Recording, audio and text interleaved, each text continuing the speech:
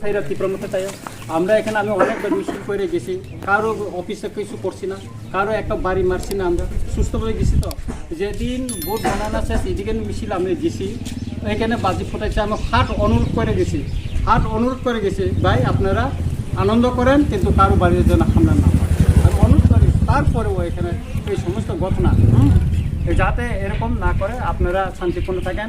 এখানে কিছু লোক আছে, কয়েকজন লোক আছে, আমার কাছে লিস্ট আছে, তারা শান্তি সম্প্রীতি ভাঙার জন্য, পাহাড়ি বাঙালির ভিতরে একটা বিভেদ সৃষ্টি করার জন্য এটা তারা চেষ্টা করতেছে। সুতরাং এটা যাতে আপনারা করবেন না, এটা আমরা শান্তি সম্প্রীতি এটা আপনারা বজায় রাখেন।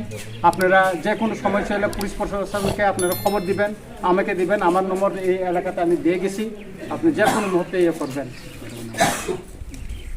ঠিক আছে, স্যারের যে মেসেজটা আমরা সবাই গ্রামবাসীর উদ্দেশ্যে আমরা জানাতে চাই, আমরা যে উদ্যোগটা ওনারা নিয়েছেন সেই উদ্যোগটা আমরা প্রশাসন তরফ থেকে ভোটের আগের থেকে নিতেছি, এবং ভোটের পরে যে মেসেজটা এই মেসেজটা যাতে থাকে, শুধু দিনের আলোতে না, রাতের অন্ধকারেও যাতে থাকে।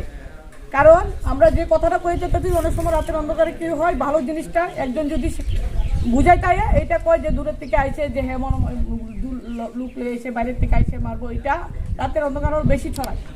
কিন্তু আপনাদের কাছে যে অনুরোধটা উনি রাখছেন, আমরাও সেই অনুরোধ থাকবো যাতে একটা জিনিস বুঝিয়া বিবেচনা কইরা যাই না, একটা লোক আইতে পারে আপনার কাছে বোঝানোর জন্য, ঠিক আছে, একটা দলের তরফ থেকে আপনার কাছে। উনি তো দলমত নির্বিশেষে চাইছেন, আমরাও দলমত, আমাদের কোনো দল নাই, আমরা প্রশাসন, আমরা সবাই জনগণকে রক্ষার দায়িত্ব প্রশাসনের, কিন্তু আপনারাও সাহায্য করতেই হবে। অযথা কোনো মিথ্যা প্ররোচনে পা দেবেন না, অযথা কোনো কথা শুনে না বুঝতে কোনো কথা শুনে অযথা কোনো জায়গাতে ফোন করে এইটা সরাবেন না যে এখানে এখানে বুঝতে লাগবো জিনিসটা। যারা বয়স্করা লোক আছেন তারা ছেলেদের বুঝাইবেন, তোমরা বুঝো, সন্ধ্যার পরে দরকার পড়লে তোমরা বাড়ি ঘরে থাকো, ঠিক আছে। কেউ আইতে পারে, বোঝার লেগে আইতে পারে, যদি সমস্যা হয় উনি নিজের ব্যক্তিগত নাম্বার দিচ্ছেন, আপনাদের লোকাল আছে তারা নাম্বার আছে, আমাদের প্রশাসনের নাম্বার আছে, সবাই প্রশাসনের সাহায্য নেবেন, কেউ আইন হাতে নেবেন না, কেউ অযথা রিউমারটা সরাবেন না, এটা আমাদের প্রশাসনের তরফ থেকে আপনাদের কাছে আমাদের অনুরোধ। সবাই ভালো থাকেন, সবাই মিলে আগের মতো সুস্থভাবে সুন্দর পরিবেশে থাকুন, এটাই আমাদের। ওই কালকে রাত্রে এখানে কিছু সন্ত্রাসী, বাইরে থেকে সন্ত্রাসী এখানে হিন্দুস্তানি বাগান বাজার, এটা চা বাগান এলাকা, এখানে হামলা হয়েছে, একটা দোকানে বিশেষ ক্ষতি হয়েছে, আপনারা নিজেরা দেখছেন, জিনিসপত্র সব নিয়ে গেছে বাইরে থেকে, 5-6টা গাড়ি এখানে আসলো, তারপরে হামলা হয়েছে, একজনকে খুব ইনজুর করছে, হাতে খুব মারছে, আমার ম্যাডামও দেখছেন। তারপরে এই দোকানটা হামলা হলো। এখানে কিছু সন্ত্রাসী আছে এই বাগানে, কয়েকজনের নাম আমরা জানতে পারছি, তারা এটা বাইরে থেকে লুকাইনে এটা করছে, এবং খাস কল্যাণপুর ম্যাডামও ছিল, আমরা সেখানে ঘুরে আসছি, সেখানে দেখছে কিছু দোকান বন্ধ ছিল বই বিক্রির জন্য, কিছু পালাইছিল, তাদেরকে দায়িকা বাড়িতে পৌঁছে দিয়ে গেছি, দোকান খুলে দিয়েছি, এই দোকানটা বন্ধ ছিল, আমরা এখন খুলে দিছি। আমি চাই এলাকাটা শান্তিপূর্ণ থাকুক, নির্বাচন শেষ, ভোট গণনা শেষ, এখন তো আর গণ্ডগোল হবে না, এলাকাটা শান্তি সম্প্রীতি বজায় থাকুক, শান্তি থাকুক। এই নিরহ মানুষগুলিকে এখানে রাত্রে এসে একটা হামলা করবে, এটা তো আমরা মেনে নিতে পারি না, এটা উচিতও না।